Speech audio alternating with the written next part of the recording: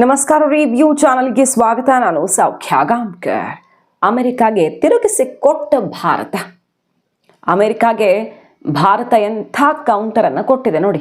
ಮೊದಲೇ ಯುದ್ಧವನ್ನು ಗೆಲ್ಲೋದಕ್ಕಾಗದೆ ಒದ್ದಾಡ್ತಿರುವ ಟ್ರಂಪ್, ಅದು ಇಡೀ ಜಗತ್ತಿಗೆ ಗೊತ್ತಾಗ್ಬಿಟ್ಟಿದೆ. ಈಗ ಒಂದು ರೀತಿಯಲ್ಲಿ ಇರಾನ್ ಎದುರು ಅಮೆರಿಕ ಮಂಡಿ ಊರ್ತಾ ಇದೆ. ಅಷ್ಟರ ಮಟ್ಟಿಗೆ ಇರಾನ್ ಟಚ್ ಮಾಡೋಕ್ಕಾಗ್ತಿಲ್ಲ, ಇರಾನ್ ಹಿಂಗೆ ಮಾಡುತ್ತೆ ಅಂತ ನಮಗೆ ಗೊತ್ತಿರಲಿಲ್ಲ, ಸಹಾಯಕ್ಕೆ ಬನ್ನಿ ಅಂತ ಬೇಡ್ಕೊಳ್ತಿರೋದೆಲ್ಲ ನೋಡ್ತಾ ಇದ್ದೀವಲ್ಲ. ಆದರೆ ಇದ್ರ ನಡುವೆಯೂ ಕೂಡ ಎಲ್ಲಿ ಭಾರತ ಈ ಸಿಚುವೇಶನನ್ನು ತುಂಬ ಚೆನ್ನಾಗಿ ಹ್ಯಾಂಡ್ಲ್ ಮಾಡಿ ಕಿಂಗ್ ಆಗಿಬಿಡ್ತಿದೆಯಲ್ಲ. ಭಾರತ ಜಗತ್ತಿನಲ್ಲಿ ಮತ್ತೆ ಗಮನ ಸೆಳೀತಿದೆಯಲ್ಲ. ಈ ಒಂದು ಸಿಚುವೇಶನಲ್ಲೂ ಕೂಡ ಏನೇ ಆದರೂ ಭಾರತದ ಸುತ್ತ ಆಗತ್ತೆ. ಯುಕ್ರೇನ್ ರಷ್ಯಾ ವಾರ್ ಆಯಿತು, ಅಲ್ಲಿ ರಷ್ಯಾ ಕ್ರೂಡ್ ಆಯಿಲ್ ವಿಚಾರದಲ್ಲಿ ಭಾರತದ ಸುತ್ತಾನೇ ಎಲ್ಲ ನಡೀತು. ಜಗತ್ತಿಗೇನೆ ಭಾರತ ಬೇಕಾಯಿತು. ಈಗ ಮತ್ತೆ ಹಾರ್ಮೋನ್ಸಲ್ಲಿ ಭಾರತ ಹಡಗು ಬಿಡಿಸ್ಕೊಳ್ತಿದೆ. ಇದು ಅಮೆರಿಕದ ಕಣ್ಣು ಕೆಂಪು ಮಾಡಿಬಿಟ್ಟಿದೆ. ಏನು ಮಾಡ್ತಿದೆ ನೋಡಿ ಅದಕ್ಕೆ. ಭಾರತಕ್ಕೆ ಹೊಸದೊಂದು ಹಣೆಪಟ್ಟಿ ಕಟ್ಟೋಕೆ ಹೊರಟಿತ್ತು, ತಿರುಗಿಸಿ ಕೊಟ್ಟಿದೆ ಭಾರತ. ಅವ್ರದ್ದೇ ಅವ್ರಿಗೆ ಹೆಚ್ಚಾಗಿರುವಾಗ ಮತ್ತಿಲ್ಲಿ ಭಾರತಕ್ಕೆ ಎಲ್ಲಿ ಡ್ಯಾಮೇಜ್ ಮಾಡಲಿ ಅಂತ ಹುಡ್ಕೊಂಡು ಬಂದವ್ರಿಗೆ ಸರಿಯಾಗಿ ಕೊಟ್ಟು ಕಳಿಸಿದ ಭಾರತ. ಡೀಟೇಲ್ಸ್ ಇರ್ತಾ ಹೋಗ್ತೀವಿ. ಮಿಸ್ ಮಾಡಿದ್ರೆ ನಮ್ಮ ಚಾನಲ್ನ ಸಬ್ಸ್ಕ್ರೈಬ್ ಮಾಡಿ ನಿಮ್ಮ ಅಭಿಪ್ರಾಯ ಕಮೆಂಟ್ ಮಾಡಿ ತಿಳಿಸಿ. ಎಸ್ ವೀಕ್ಷಕರೇ, ಈಗಾಗಲೇ ಟ್ರಂಪ್ಗೆ ನ್ಯಾಟೋ ರಾಷ್ಟ್ರಗಳೆಲ್ಲ ತಿರುಗೇಟು ಕೊಟ್ಟಿದ್ದಾಗಿದೆ. ನಿಮ್ಮ ಯುದ್ಧ ನೀವು ಮಾಡ್ಕೊಳ್ಳಿ, ನಾವು ಯಾಕೆ ಬರಬೇಕು? ನೀವು ಕಾಲು ಕೆರ್ಕೊಂಡು ಮೂಗು ತೋರಿಸ್ಕೊಂಡು ನಿಮ್ಮ ರಾಷ್ಟ್ರದ ಲಾಭಕ್ಕೆ ಮತ್ತೊಂದು ಮನೆಗೆ ಬೆಂಕಿ ಹಚ್ಚಿ ಬಿಸಿ ಕಾಯಿಸ್ಕೊಳ್ಳೋಕೆ ಹೊರಟವರು ನಾವು ಯಾಕೆ ಬರೋಣ ಈ ಯುದ್ಧದಲ್ಲಿ? ನಾವು ಇಳಿಸಲ್ಲ ನಮ್ಮ ನೌಕೆನಾ ಅಂತ ಸರಿಯಾಗಿ ಫ್ರಾನ್ಸು ಜರ್ಮನಿ ಎಲ್ಲ ತಿರುಗಿಸ್ಕೊಟ್ಟಿದ್ದಾಗಿದೆ ಅಲ್ವಾ. ಭಾರತವನ್ನು ಮೊದಲು ಬೇಡ್ಕೊಳ್ತು ಅಮೆರಿಕ. ಎರಡು ಪ್ರಮುಖ ವಿಚಾರಗಳಲ್ಲಿ ಭಾರತವನ್ನು ಪರಿಪರಿಯಾಗಿ ಕೇಳ್ಕೊಂಡಿದೆ ಅನ್ನೋದು ವೆರಿ ವೆರಿ ಕ್ಲಿಯರ್. ನಂಬರ್ 1, ರಷ್ಯಾದಿಂದ ಆಯಿಲ್ ತಗೊಳ್ಳಿ ಅನುಮತಿ ಕೊಟ್ಟಿದ್ದೀವಿ ಅಂತ ಘೋಷಣೆ ಮಾಡಿ ಇಲ್ಲಿ ಒಳಗಿಂದೊಳಗೆ ಭಾರತವನ್ನು ಕೇಳ್ಕೊಳ್ತಿರೋದು ಹೆಚ್ಚೆಚ್ಚು ನೀವು ರಷ್ಯಾದಿಂದ ತಗೊಳ್ಳಿ ದಯವಿಟ್ಟು, ಈಗ ಬೇಡ ಅಂದಿದ್ರಲ್ಲ ಆಗ, ಈಗ ಹೆಚ್ಚೆಚ್ಚು ತಗೊಳ್ಳಿ, ಯಾಕಂದರೆ ದೊಡ್ಡ ಕ್ರೈಸಿಸ್ ಸೃಷ್ಟಿಯಾಗ್ಬಿಡುತ್ತೆ ಅಂತ.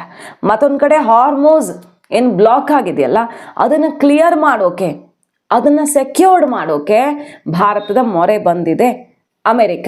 ಇದೆಲ್ಲ ಗೊತ್ತಿರೋದು. ಈಗ ನೋಡಿ, ಭಾರತ ಗೆದ್ದಿದೆ ಅನ್ನೋದು ಅವ್ರಿಗೆ ನೋಡೋಕ್ಕಾಗಲ್ವಲ್ಲ.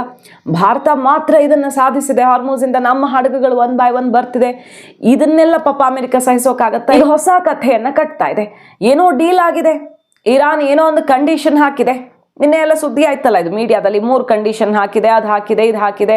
ಇರಾನ್ ಸುಮ್ಮನೆ ಹಡಗ್ ಬಿಡ್ತಿಲ್ಲ, ಭಾರತಕ್ಕೆ ಮಾತ್ರ ಹೆಂಗೆ ಬಿಡುತ್ತೆ, ಏನೋ ಒಂದು ಅಂಡರ್ಸ್ಟ್ಯಾಂಡಿಂಗ್ ಆಗಿದೆ ಅವ್ರ ನಡುವೆ. ಮೊನ್ನೆ ನೀವೇ ಸೆಕ್ಯೂರ್ಡ್ ಮಾಡಕ್ಕೆ ಬನ್ನಿ ಅಂತ ಕೇಳ್ಕೊಳ್ಳೋದು, ನಿನ್ನೆ ಏನೋ ಇಲ್ಲಿ ಡೀಲ್ ಆಗಿದೆ ಸುಮ್ಮನೆ ಬಿಡ್ತಿಲ್ಲ ಅಂತ ಹೇಳೋದು.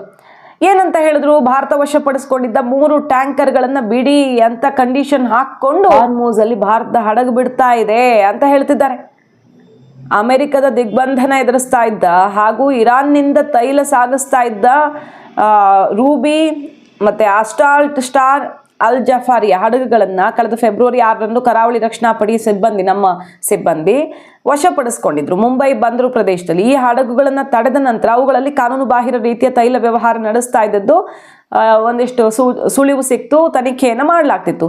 ಈ ಹಡಗುಗಳನ್ನು ಏನು ಬಿಡಿ ಅಂತ ಕಂಡೀಷನ್ ಹಾಕಿದೆ, ಅದನ್ನು ಬಿಟ್ಟರೆ ನಾವು ಹಾರ್ಮೋನ್ಸ್ ಕ್ಲಿಯರ್ ಮಾಡ್ತೀವಿ ಅಂತ ಇರಾನ್ ಕಂಡೀಷನ್ ಹಾಕ್ಕೊಂಡು ಭಾರತಕ್ಕೆ ಬಿಡ್ತಿದೆ ಅಂತ ಸುದ್ದಿ ಹಬ್ಸಕ್ಕೆ ಶುರು ಮಾಡಿದ್ರು. ನಿಕರಾಗುವಾ ಮತ್ತು ಮಾಲಿ ದೇಶಗಳ ಧ್ವಜ ಹೊಂದಿವೆ ಅಂತೆಲ್ಲ ವರದಿ ಆಗಿತ್ತು. ಅದ್ರ ಬಗ್ಗೆ ಇನ್ವೆಸ್ಟಿಗೇಷನ್ ಆಗ್ತಿದೆ. ಆ ಹಡಗು ಬಿಡೋಕೆ ಒಪ್ಪಿಕೊಂಡು ಭಾರತ ಇರಾನ್ನಿಂದ ಬಿಡಿಸ್ಕೊಳ್ತಿದೆ ಈಗ ಹಡಗನ್ನ ಅಂತ ಹೊಸ ಸುದ್ದಿ. ಎಲ್ಲಿಂದ ಬಂತು ಸುದ್ದಿ? ಸುಮ್ಮನೆ ಬಂದಿಲ್ಲ. ಅಮೆರಿಕ ಕಥೆಯನ್ನು ಕಟ್ಟೋಕೆ ಶುರು ಮಾಡ್ತು. ತಿರುಗಿಸಿ ಕೊಟ್ಟಿದೆ ಭಾರತ.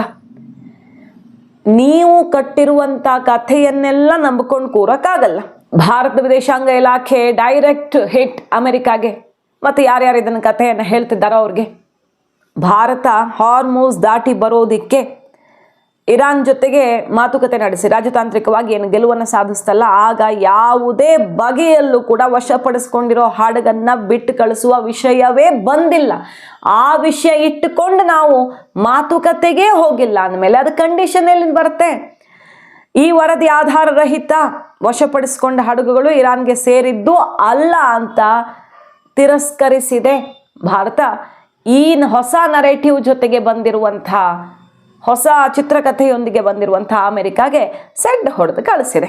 ಅದು ಒಂದೇ ಅಲ್ಲ ನೋಡಿ, RSS ರಾ ಮೇಲೇನೆ ನಿರ್ಬಂಧ ವಿಧಿಸಿ ಅಂತ ಅಮೆರಿಕದ ರಿಪೋರ್ಟ್ ಬಂತು, ನೋಡಿದ್ದೀರಿ ನೀವೆಲ್ಲ. ಭಾರತದ ಬಗ್ಗೆ ತುಂಬ ತಲೆ ಕೆಡಿಸ್ಕೊಳ್ಳುವಂಥ ಒಂದು ಸಂಸ್ಥೆ ಇದೆ ಅಲ್ಲಿ, USCIRF ಅಂತ. ಪ್ರತಿ ವರ್ಷ ಇದೇ ಕೆಲಸ, ಏನು ಹೊಸದಲ್ಲ ಇದು. ಈ USCIRF ರಿಪೋರ್ಟು ಪ್ರತಿ ವರ್ಷ ಭಾರತದಲ್ಲಿ ಇಂಟಾಲರೆನ್ಸು, ಭಾರತದಲ್ಲಿ ಮುಸಲ್ಮಾನರನ್ನು ಟಾರ್ಗೆಟ್ ಮಾಡಲಾಗ್ತಿದೆ, ಭಾರತದಲ್ಲಿ RSS ಹಿಂಗೆ ಮಾಡುತ್ತೆ, BJP ಹಿಂಗೆ ಮಾಡುತ್ತೆ, ಮೋದಿ ಸರ್ಕಾರ, ಇದೇ ರಿಪೋರ್ಟ್ ಕೊಡೋದೇ ಕೆಲಸ ಅವ್ರಿಗೆ. ಈ ಸಲನೂ ಅದೇ ಬಂದಿದೆ. ಏನಂತ? ರಾ ಅಂದರೆ ರಿಸರ್ಚ್ ಆ್ಯಂಡ್ ಅನಾಲಿಸಿಸ್ ವಿಂಗು ಮತ್ತು RSS ಇದನ್ನು ನಿಷೇಧಿಸಬೇಕು ಅಂತ ಅಮೆರಿಕ ಸರ್ಕಾರಕ್ಕೆ ಶಿಫಾರಸು ಮಾಡಿದೆ. ನಮ್ಮ ಸಂಸ್ಥೆಗಳನ್ನು ನಿಷೇಧಿಸೋದಕ್ಕೆ ಅಮೆರಿಕ ಸರ್ಕಾರಕ್ಕೆ ಇವರದ್ದು ಶಿಫಾರಸು. ಅಂತಾರಾಷ್ಟ್ರೀಯ ಧಾರ್ಮಿಕ ಸ್ವಾತಂತ್ರ್ಯದ ಅಮೆರಿಕ ಆಯೋಗ ಅದು, USCIRF ಅಂದರೆ ಸಂಸ್ಥೆ. ಈ ಸಂಸ್ಥೆ ತನ್ನ ವಾರ್ಷಿಕ ವರದಿಯಲ್ಲಿ ಭಾರತದಲ್ಲಿ ಧಾರ್ಮಿಕ ಸ್ವಾತಂತ್ರ್ಯವೇ ಕಳವಳಕಾರಿಯಾಗಿದೆ. ಅಮೆರಿಕದ್ದು ಕಥೆ ಯಾರು ಕೇಳಲ್ಲ, ಬೇರೆ ಜಗತ್ತಿಗೆಲ್ಲ ಪಾಠ ಹೇಳ್ತಾರಲ್ಲ ಅವರು. ಕಳವಳಕಾರಿಯಾಗಿದೆ, ಭಾರತವು ಧಾರ್ಮಿಕ ಸ್ವಾತಂತ್ರ್ಯದಲ್ಲಿ ನಿರ್ದಿಷ್ಟವಾದ ಕಾಳಜಿಯನ್ನು ಹೊಂದಿದೆ, ಬೇರೆ ರೀತಿಯದ್ದೊಂದು ಅಜೆಂಡಾ ಇದೆ ಇಂಡಿಯಾದಲ್ಲಿ ಅಂತ ರಿಪೋರ್ಟ್ ಅವರದ್ದು. ಹಾಗಾಗಿ RSS ರಾವನ್ನು ನಿಷೇಧ ಮಾಡಬೇಕು, ಇವುಗಳ ಆಸ್ತಿಯನ್ನು ಜಪ್ತಿ ಮಾಡಬೇಕು, ಅಮೆರಿಕಾಗೆ ಇದರ ಪದಾಧಿಕಾರಿಗಳ ಪ್ರಮಾಣ ನಿಷೇಧ ಮಾಡಬೇಕು ಅಂತ ಸಲಹೆ ಕೊಟ್ಟಿದೆ ಅದು. ಕೆಲವು ರಾಜ್ಯಗಳಲ್ಲಿ ಮತಾಂತರ ವಿರೋಧಿ ಕಾನೂನು ಜಾರಿ ಮಾಡಲಾಗಿದೆ, ಧಾರ್ಮಿಕ ಅಲ್ಪಸಂಖ್ಯಾತರ ಮೇಲೆ ಕಿರುಕುಳ ಕೊಡ್ತಾ ಇದ್ದಾರೆ, ಕೋಮು ಹಿಂಸಾಚಾರ ಘಟನೆ ನಡೀತಾ ಇದೆ. ಅದರಲ್ಲೂ ಈ ಪಹಲ್ಗಾಮ್ ದಾಳಿಯೆಲ್ಲ ಆದಮೇಲೆ ಮುಸಲ್ಮಾನರ ಮೇಲೆ ಇನ್ನೂ ಹಿಂದೂಗಳು ಸಿಡಿದೆದ್ದಿದ್ದಾರೆ. ಭಾರತದಲ್ಲಿ ಮಾನವ ಹಕ್ಕುಗಳ ಫಾಲೋನೇ ಆಗ್ತಿಲ್ಲ. ಹಿಂಗೊಂದು ದೊಡ್ಡ ಕಥೆ ಕಟ್ಟಿ ರಾ ವಿರುದ್ಧ, RSS ವಿರುದ್ಧ ಎಲ್ಲ ರಿಪೋರ್ಟ್ ತನ್ನ ವಾರ್ಷಿಕ ವರದಿ ರಿಲೀಸ್ ಮಾಡಿದೆ. ಇದಕ್ಕೆ ಭಾರತ ತಿರುಗಿಸ್ಕೊಟ್ಟಿದೆ. ಸರಿ, ನಿಮ್ಮ ದೇಶದಲ್ಲಿರುವಂಥ ವ್ಯಾಂಡಲಿಸಮ್ಮು, ಅಲ್ಲಿ ಹಿಂದೂಗಳ ದೇವಸ್ಥಾನದ ಮೇಲೆ ಅಟ್ಯಾಕ್ ಆಗ್ತಿರೋದು, ನಿಮ್ಮ ದೇಶದಲ್ಲಿ ಅಲ್ಪಸಂಖ್ಯಾತರ ಮೇಲೆ ಏನಾಗ್ತಿದೆ ಅನ್ನೋದನ್ನು ನೋಡೋದು ಬಿಟ್ಟು ಈ USCIRF ಭಾರತದ್ದೇ ಪ್ರತಿ ವರ್ಷ ಯಾಕೆ ರಿಪೋರ್ಟ್ ಮಾಡುತ್ತೆ? ಇದು ರಾಜಕೀಯ ದ್ವೇಷಪೂರಿತವಾದ, ದುರುದ್ದೇಶಪೂರ್ವಕವಾದಂಥ ಒಂದು ವರದಿ ಅನ್ನೋದನ್ನು ಎಂಥವರೂ ಕೂಡ ಹೇಳಬಹುದು. ಸರಿ, ನೀವು ನಮ್ಮ ದೇಶದ ಬಗ್ಗೆ ರಿಪೋರ್ಟ್ ಕೊಡ್ತಿರಲ್ಲ, ನಿಮ್ಮ ದೇಶದಲ್ಲಿ ಆಗ್ತಿರೋ ದಾಳಿಗಳ ಬಗ್ಗೆ, ಅಲ್ಲೇ ಯಾರ್ಯಾರೋ ಏನೇನೋ ಮಾಡ್ತಿರ್ತಾರೆ, ಅಲ್ಲಿರುವಂಥ ಅಲ್ಪಸಂಖ್ಯಾತರು, ಅಮೆರಿಕದಲ್ಲಿರೋ ಮುಸಲ್ಮಾನರ ಕಥೆ ಏನಾಗಿದೆ ಅನ್ನೋದು ಇಡೀ ಜಗತ್ತಿಗೆ ಗೊತ್ತು. ಚೀನಾದಲ್ಲಿ, ಅಮೆರಿಕದಲ್ಲಿ ಹೆಂಗೆ ನಡೆಸ್ಕೊಳ್ತಾರೆ, ಆದರೆ ಜಗತ್ತಿಗೆಲ್ಲ ಏನೇನು ಪಾಠ ಹೇಳ್ತಾರೆ ಅನ್ನೋದು ಎಲ್ರಿಗೂ ಗೊತ್ತು. ಅದ್ರ ನಡುವೆ ಇವರು ನಮಗೆ ಪಾಠವನ್ನು ಮಾಡೋಕೆ ಬಂದಿದ್ದಾರೆ, ತಿರುಗಿಸ್ಕೊಟ್ಟಿದೆ. ಇದೇ ರೀತಿ ನಿಮ್ಮ ಟೆಂಪಲ್ ಅಲ್ಲಿ ಹಿಂದೂಗಳ ಮೇಲೆ, ಹಿಂದೂ ಟೆಂಪಲ್ ಮೇಲೆ ಆಗ್ತಿರೋ ದಾಳಿ ಬಗ್ಗೆ ಒಂದು ರಿಪೋರ್ಟು ಇಲ್ಲ. ಯಾಕಿಲ್ಲ ಕೇಳ್ತಾ ಇದೆ ಭಾರತ. ಒಂದು ಪಕ್ಷಪಾತ ಮತ್ತು ರಾಜಕೀಯ ಪ್ರೇರಿತ ವರದಿ ಆಗಿದೆ.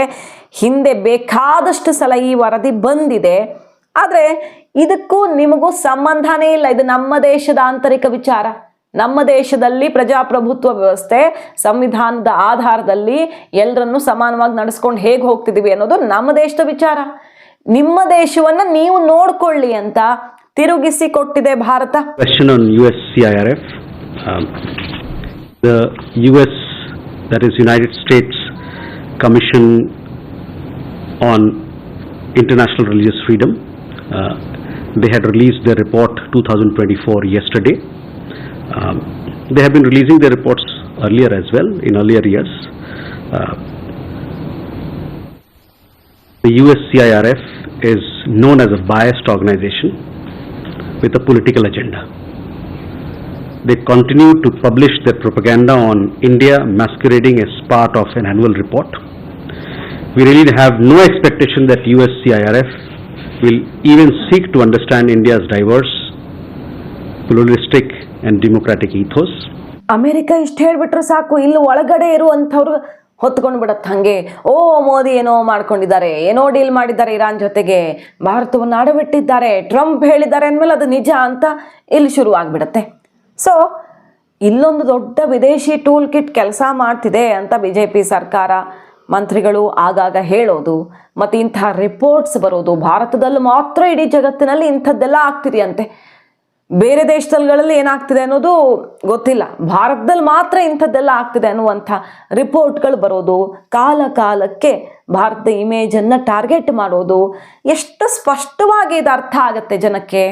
ಸೊ ಪದೇ ಪದೇ ಪದೇ ಪದೇ ಭಾರತದ ಇಮೇಜ್ ಡ್ಯಾಮೇಜ್ ಮಾಡೋಕೆ ನೋಡೋದು. ಭಾರತ ರಾಜತಾಂತ್ರಿಕವಾಗಿ, ಜಾಗತಿಕವಾಗಿ ಸೂಪರ್ ಪವರ್ ಆಗುವಂಥ ಸನ್ನಿವೇಶ ಸೃಷ್ಟಿಯಾದರೆ ಅಲ್ಲೂ ಒಂದು ಕಥೆ ಕಟ್ಟೋದು. ಓ, ಇವರೇನೋ ಡೀಲ್ ಮಾಡ್ಕೊಂಡು ಬಿಟ್ಟಿದ್ದಾರೆ ಅಂತ ಹೊಸ ಕಥೆ ಕಟ್ಟೋದು. ಈ ರೀತಿ ತಂದೆ ತನಗೆ ಹೆಚ್ಚಾಗಿ ಯುದ್ಧ ಗೆಲ್ಲೋಕ್ಕಾಗದೆ ಒದ್ದಾಡ್ತಿರುವಂಥ ಸೋ ಕಾಲ್ಡ್ ದೊಡ್ಡಣ್ಣ ಪಾಪ ಈಗ ಭಾರತದ ಇಮೇಜಲ್ಲಿ ಗ್ರೇಟ್ ಆಗಿಬಿಡತ್ತೋ, ಯುದ್ಧದಲ್ಲಿ ಮತ್ತೆ ಭಾರತ ಮಿಂಚಿಬಿಡತ್ತೋ ಅಂತ ಪುರ್ಸೊತ್ತು ಮಾಡ್ಕೊಂಡು ಇಲ್ಲೊಂಚೂರು ಹುಳಿ ಹಿಂಡು ಹೋಗಕ್ಕೆ ಬಂದಿರೋದು. ಸರಿಯಾಗಿ ಕೊಟ್ಟಿದೆ ತಿರುಗಿಸಿ ಭಾರತ. ಮಾಹಿತಿ ಇಷ್ಟ ಆಗಿದ್ರೆ ಮಿಸ್ ಮಾಡದೆ ನಮ್ಮ ಚಾನಲ್ನ ಸಬ್ಸ್ಕ್ರೈಬ್ ಮಾಡಿ, ಹಾಗೆ ನಿಮ್ಮ ಅಭಿಪ್ರಾಯ ಕಮೆಂಟ್ ಮಾಡಿ ತಿಳಿಸಿ. Thank you.